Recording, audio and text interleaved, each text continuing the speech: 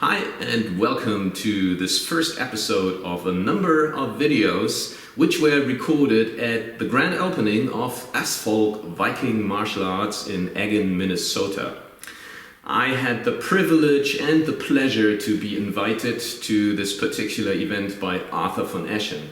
Now, Arthur brought together a number of experts from various sword-related backgrounds to combine their expertise for this particular event to look into Viking Sword and Shield. So during this event, a number of shields were built with authentic tools based on sound research into the material culture of the Viking Age. And then later on we were testing these shields, and this is exactly what you are going to see in these videos. So if you are into Vikings and Viking Age combat, then I'm sure you are going to enjoy these videos. I would also like to take the occasion to express my heartfelt gratitude to all of you who support my work actively, having become my patrons on patreon.com/Dimicator. It really does make a difference. While this is of course a labor of love, all those who spend a lot of resources and time and money going places, going to collections, examining historical weapons, studying historical manuscript and the data that there is, researching the martial arts, practicing and reconstructing the fighting systems of our ancestors. We really do need our audience's support, helping us to make this work sustainable in the long run. So thank you very much for all your contributions, and all of you who enjoy this work and have not yet started becoming part of it by contributing. It would be really great if you would consider joining us. And now I hope you're going to enjoy this video. I'm sure you're going to love it. I found it super exciting.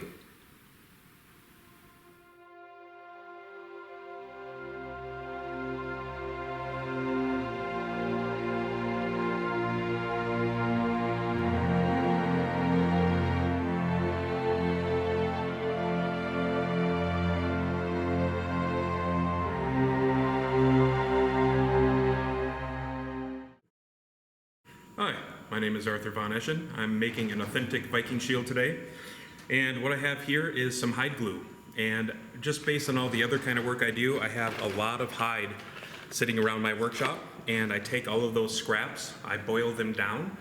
And really what comes out of that mixture is all of the proteins within the hide. And as you boil that out and evaporate some of the water, you end up with this thick sort of gelatinous thing. Once you have this nice cube here, then you can heat it back up, which I'm doing down in the pail there, and it will become sort of a thick molasses or like a glue. Based on how much you evaporate the liquid, it will increase the strength of the glue. I tend to have something which I would call kind of a medium strength glue that I use for the shields. All right, Arthur, so now you're in the process of preparing the planks here. So what material is that you are using here? So this is pine, but what's really different from any kind of pine you would typically buy at a store is most of the woodworking that would have been done at the time would have been from old slow growth trees, which is pretty typical in the area. But these days, more for economic reasons, the lumber industry produces lumber from fast growth. And so what's really interesting here is if you look at this wood and you look at the wood of the table, these are actually both pine. This is from a fast growth tree. You'll see it has not quite as tight of a grain pattern. It's also very different in its coloring. So these days it's really difficult to get a hold of this kind of material. In the US you really can't buy it from a farm, but it usually has to be reclaimed. So this particular tree was about 500 years old. It was preserved in a bog. Cool. And I bought the whole tree, and then I split the boards. I planed down the planks and let this air dry. So this is, as close as I'm going to get to the material there. The only difference is this would be, an American pine tree versus some of those up there, but the mechanical properties are virtually the same. So, how long did this process take, splitting the tree and drying the wood? Well, so that's where, somebody who probably splits trees on a more regular basis could do this a little better than me. I'd say I had, first like maybe 30 to 40% of the tree was waste, just because I had a hard time splitting nice, even board, so I had a lot of waste material. And we're talking about splitting it radially. Yes, correct. Yeah, and then I want to say it was a good maybe few weeks for me to get through the thing. Now, obviously, it's not 8-hour days, but it was a few weeks to get through the tree. And then it was probably, this stuff has been drying, I want to say, for about a year in its plank form. One thing I found is once you split it and you plane it and then you start to let it dry, there will be some warpage. So then I go back and I sort of replane it. Then there's sometimes a little bit more. I'll replane it again. And then usually I have some fairly dry, very straight boards that don't warp much, in the construction process of the shield. Okay, I see. And they're now going to be simply butted together? Are you going to glue the planks together, or are they simply held by the... I'm going to be using a hide glue, but the hide glue that I use is a really low concentration, which means it has just a high moisture content, so it won't provide a lot of hold. Really, the hold will come from the hide. So this particular shield is going to be faced on both sides with a hide. And that will end up providing a lot of the support between that and the handle itself. So this is the hide over there. That's basically parchment, isn't it? That's correct. So this particular find that this one is a copy of, I'm trying to remember what it is, and I don't remember what it is in the metric system, but it's a little less than 1/8 of an inch thick at the end, and that less than 1/8 of an inch includes the wood as well as the facing both sides of hide and the hide edge. So you're talking a really thin piece of structure at the end that has a number of layers to it. And so this material here will be for the facing. And then this stuff here will end up being cut into strips for the edging material. Is that goat or sheepskin, or what kind of hide is this?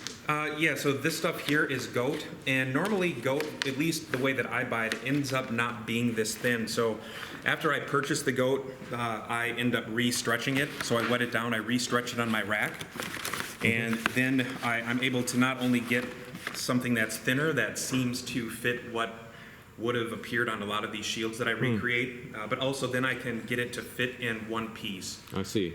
There are many shields that I've built where I've sort of piecemealed the hide, but I find it tends to be stronger and just much easier to apply if it's just one nice sheet. Where do you purchase your skins? Because that's what a lot of people would like to know, I assume. I mean, there's a number of sources I have. I can definitely publish a list of some of them, but most of what I get ends up being from people who hunt this stuff or have farms. Oh, I see. Okay. I do process a lot of the hide myself. I see. So you actually start from scratch to the final product, which is the parchment here. Correct. I see. Okay. So you were talking about thickness and the surprising delicacy of these shields.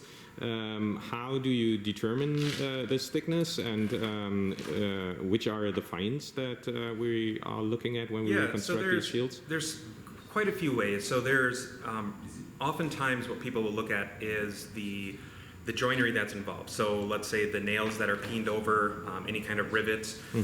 So they will typically show up in a few places. One will be on the boss, so connecting the boss to the shield board itself.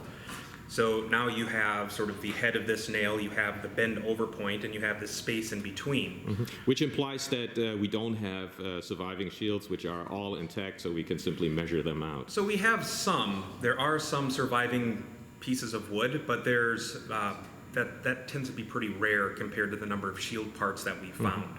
So when you look at all the graves that have shield parts of some sort, like a boss, a clamp, which seems to be a shield clamp, we have, probably 1,000 different grave sites that would indicate a shield was present. But the number of shield boards that are somewhat more complete, I believe, is less than 30. And now we're talking about Scandinavian graves here, right? So the ones that I look at are anywhere from, the vast majority are either in Norway, Denmark, Sweden, or the UK. I know there are a few in Ireland that I have seen, but there's so few there that they tend not to make a big impact on the work that I do.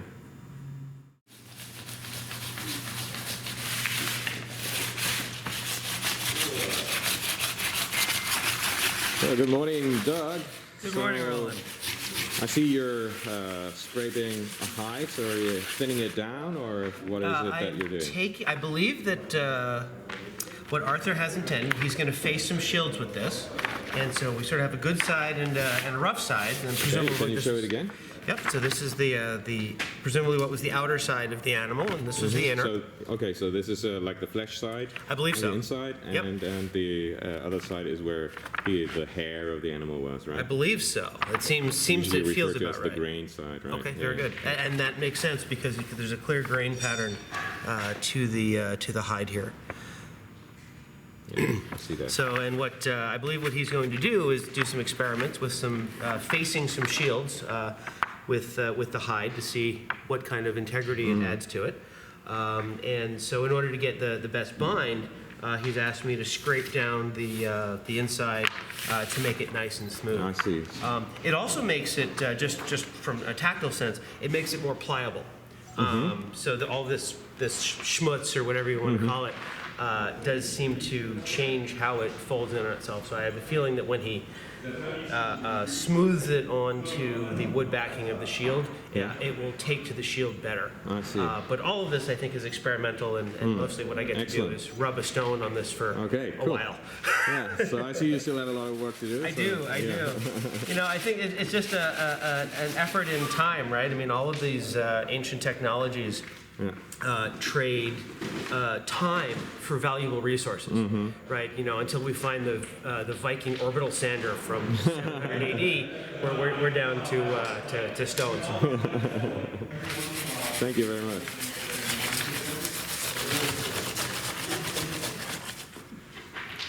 All right, so now you're in the process of gluing on that parchment? Yeah, so part of this is just a process I've come up with to make things a little bit easier in the long run. So when any kind of hide gets wet, it will become very malleable. And it will become wet because the glue is wet, right? Yes. So how do you oftentimes when I first stretch this stuff, you'll end up in some weird shape just because of how it dries. So often I'll wet it down with just water, and I get it somewhat flat, let it dry out so it has a fairly flat shape.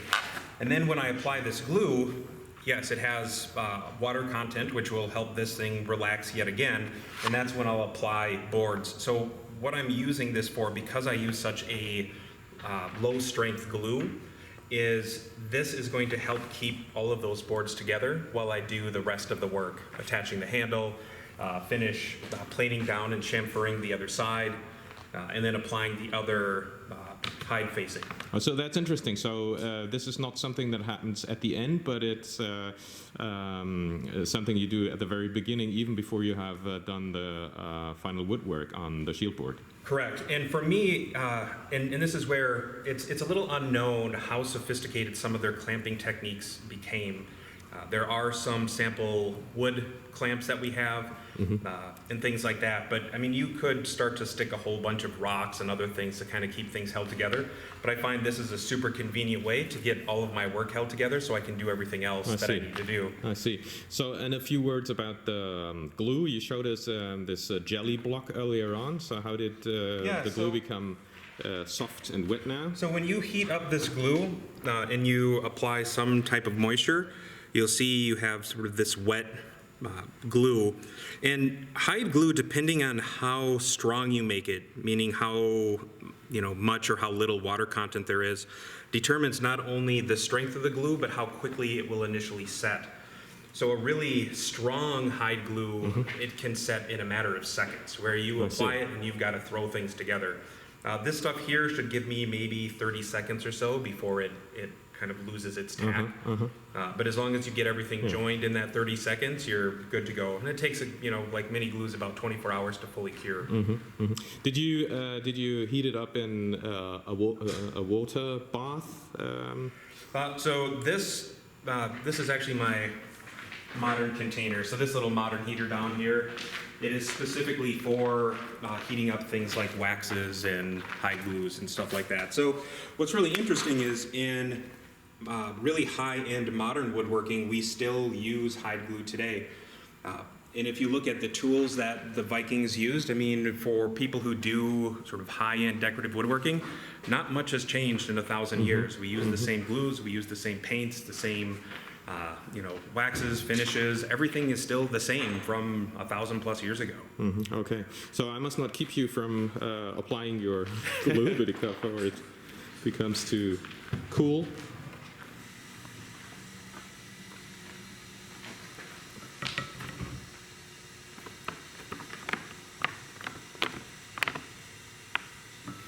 And even if this stuff, because before I get to where I want, it will dry and it will lose some of its tack. But what I'm doing is applying sort of an initial coat. And then when I run back over it with some new stuff, it will loosen it back up. So one of the things that's really great about hide glue is it can easily be undone at a later time by just applying some heat and maybe a little moisture. And one of the things that makes this such an incredibly important thing is it is super easy to repair and maintain an authentically built shield. I can effectively apply heat, take everything apart, I can replace a board, and I can put everything right back together as if it were brand new. And so the ability to maintain an authentic shield is absolutely incredible versus something that would be made with more modern tools or materials.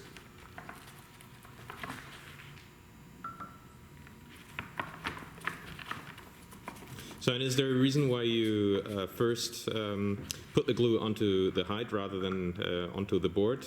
Simply because the planks are not connected to each other, or what is no, the actually, reason? the main reason I do this is because it will start to help relax the hide.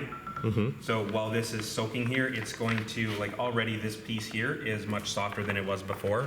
And But it's also expanding, isn't it? Because it absorbs the moisture. that is true, but this gets into, because this is relatively thin compared to what many people will use, that expansion is quite a bit less than you would find in like a real thick hide. Okay.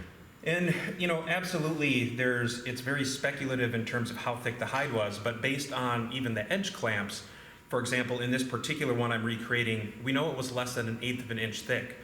So then you just have to ask yourself, well, if it's less than 1/8 of an inch thick, the layers I have are the wood, 2 facings, and an edging. So between those, 3 layers of hide and wood, I have less than 1/8 of an inch. So that's super thin. Yeah, it's super thin, but how thick any particular thing was, we have no idea. So that's a little bit of a guess. I think ultimately what I'll have here is a little less than half that thickness will be the wood, and the rest will be hide. But that's where you could play around with those different ratios, and you end up with slightly different results, but it seems the mechanical properties are pretty much the same. But that's the total width that I have to work within to recreate this particular shield.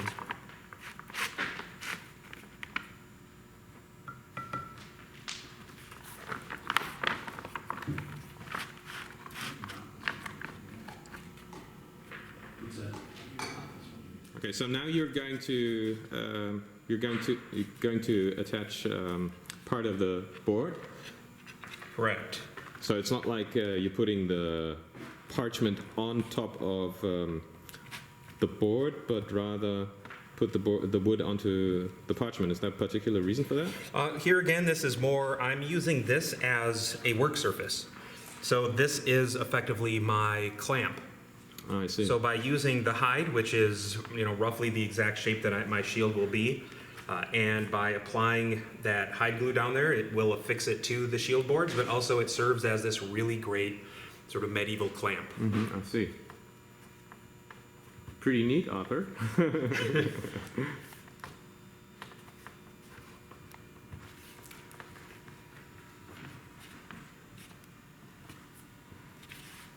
So that also means you're not gluing the whole parchment at once, but only part of it.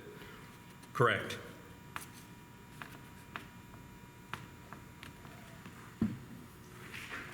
Which also means that you work under less time pressure in regards to the quality of the glue. Yes. Well, so with a hide glue, realistically, if it has any real strength at all, you wouldn't have enough time to coat the entire surface and then get it affixed properly, you would end up with a bunch of like little holes or places where it doesn't adhere. I mean, the problem is most hide glue will set too fast unless it's really weak. Yeah. Well, back home I do have a board with the planks butted together, and they're already glued to each other. So when attaching the parchment, I would work bit by bit. So I would like glue part of the parchment, put it on. Oh, okay, yeah, yeah. And then like rolling it onto it in a sense. Yes, and so that would be really the only way you could do that. Because yeah, if you tried to do the whole thing and throw it on there, likely it would already have started setting. Yeah, I see. You do not pre-lubricate any of the materials to better absorb the glue. You just put the glue onto it straight away, right? Correct.